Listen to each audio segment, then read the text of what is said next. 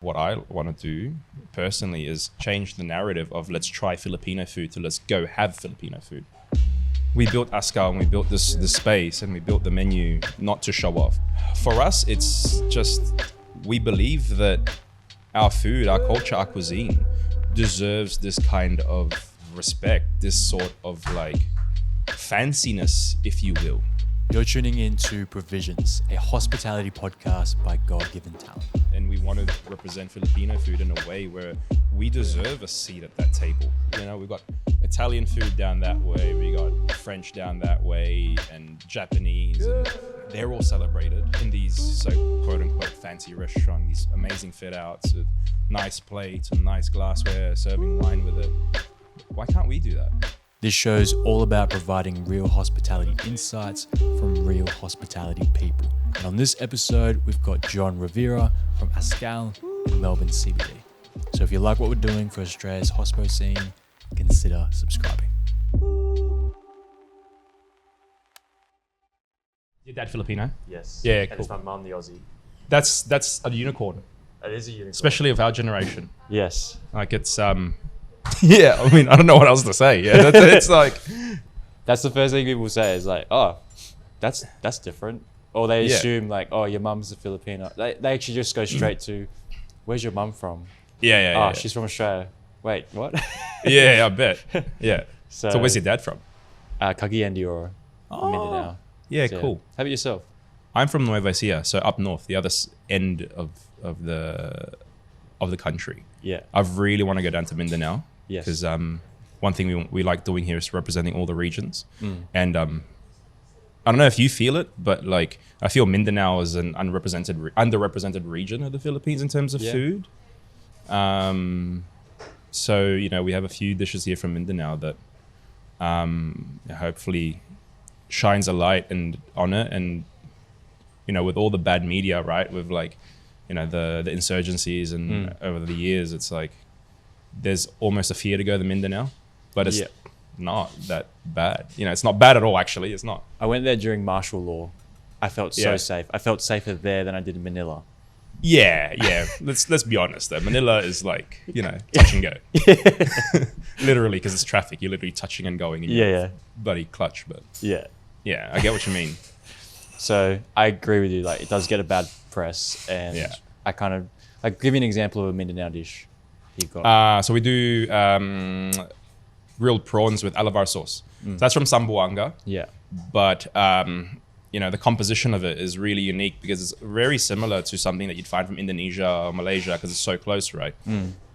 So it's a far cry away from the typical Filipino food that I think was perpetuated over the years. It's very much more Luzon, you know, soy sauce based and heaps of pork and heaps of sweet. So it's really cool to do that. We were also doing a version of piaparan on previous menus. I'm not sure if you're familiar with that dish, but it's the fish version, like bakas na papar, is usually tuna that's cooked in like coconut milk and turmeric and chili, and then it's topped with this condiment of like once again chili, turmeric, and fried coconut. So we were doing a version of that this year with some King George whiting. So really taking those kind of Mindanaoan disciplines, applying it to Australian produce, and it's really cool for non-Filipinos to discover that flavor of food, but also for Filipinos to, like, you know, I'm from landlocked Luzon, right? Like people where I'm from probably have never even like thought about what food could be in Mindanao. So to have Filipinos from all regions, all of a sudden, hey, that's a cool dish. I didn't know that was Filipino. You know, it's I think it's really empowering for our culture. it's great. I think the most common topic I talk with people is they think, or some people say they go to say a Filipino restaurant, and it's like, oh, this is not how my mum makes it back home. Yeah.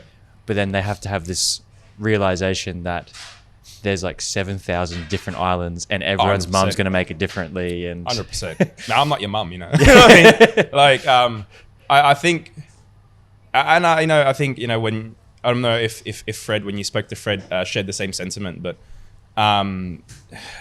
it's the one thing that our culture needs to get rid of for us to progress, right? Like, I ain't your mum, and my mum ain't gonna cook like your mum, but doesn't mean it's wrong.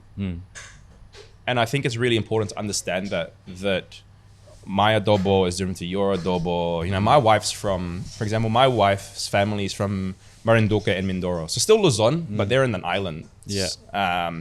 So they introduced me to adobong dilaw. So it's adobo with coconut milk and turmeric. Wow. Right, but it's still in the same essence adobo. Yeah. And I've got friends from Cavite who have adobong pula with anado. So I think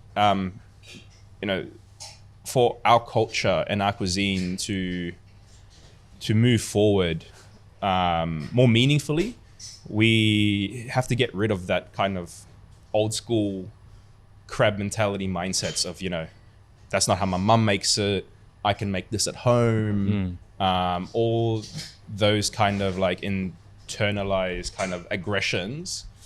I guess we're externalizing it when we say it, right? That's what's gonna unite us and move us forward if you get rid of that.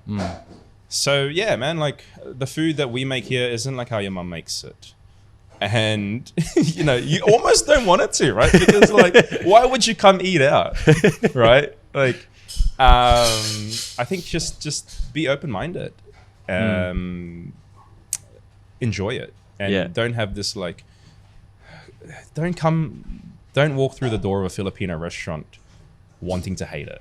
You know what I mean? Like, or like wanting to compare it to something that it's not. Yeah. So that's my rant over. This is me breaking the fourth wall. Right. Well, this restaurant's way too fancy for it to be a place that you would want it to be like home. It's probably going to be on another level anyway. I mean, I hope so. And look, we built Askal, and we built this space, and we built the menu not to show off, right? It's not that like magyayabang, like to be arrogant, I guess. For us, it's just, we believe that our food, our culture, our cuisine deserves this kind of respect, this sort of like fanciness, if you will.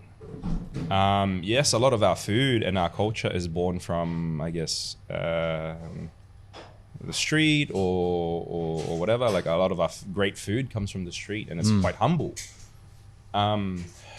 But it doesn't mean that it's not worthy to kind of sit on this table. And we wanted always to represent Filipino food in a way where it shows that we deserve a seat at that table. With the French, we've got Italian food down that way, we got French down that way, and Japanese, and they're all celebrated in these quote unquote fancy restaurants, these amazing fit outs with nice plates and nice glassware, serving wine with it.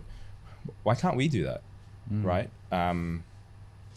We never intentionally created the space for intimidation or pretentiousness, but instead we hope that Filipinos bring their friends, their family, their colleagues, their clients here, so that they can be proud. Like, yeah, this is Filipino. Everything here is Filipino. It's elegant. It's a little bit rough around the edges, as we all are, but this is a good representation of our hospitality, of our cuisine, our culture. That's beautiful.